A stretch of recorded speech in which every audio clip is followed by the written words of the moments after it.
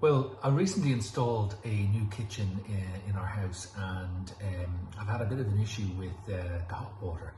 So as you can see here, the cold water is pretty good, running really well, but the hot water is running like a little dribble. So the reason for that is that my hot water tank is quite low in the house. It's on the ground floor, and when I built the new route for this tap, it had to go higher up and over a doorway, and that meant that the water pressure has dropped quite significantly.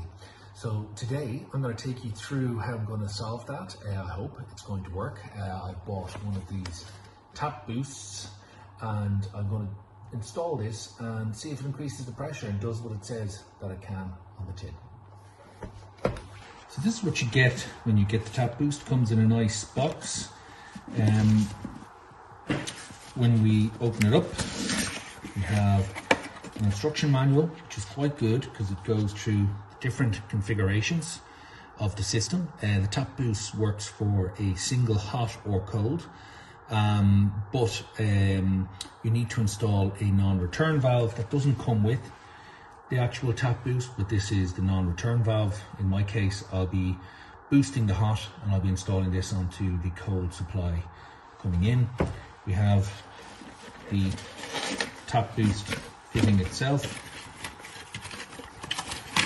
and it comes with its own plug-in wire.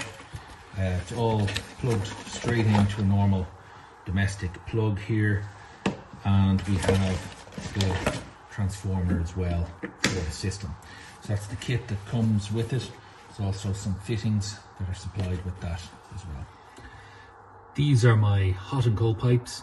As you can see here, we have little valves installed in both of them, so we can very easily shut the water supply off, and we'll be reconnecting on the cold.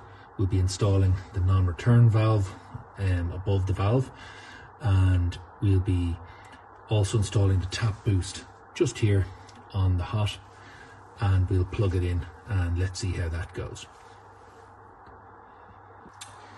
This is the TapBoost installed. It was quite easy to install. There were fittings on both sides of it there, which took a little bit of time to get nice and tight, just to prevent little leaks and drips.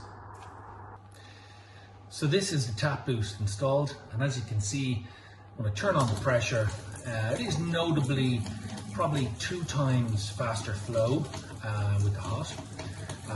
It is a lot better. It's not the same as a pressurized system in a house, but for my situation, it's just one single tap I need to fix and increase the flow on, so it did work. It is quite quiet in its operation.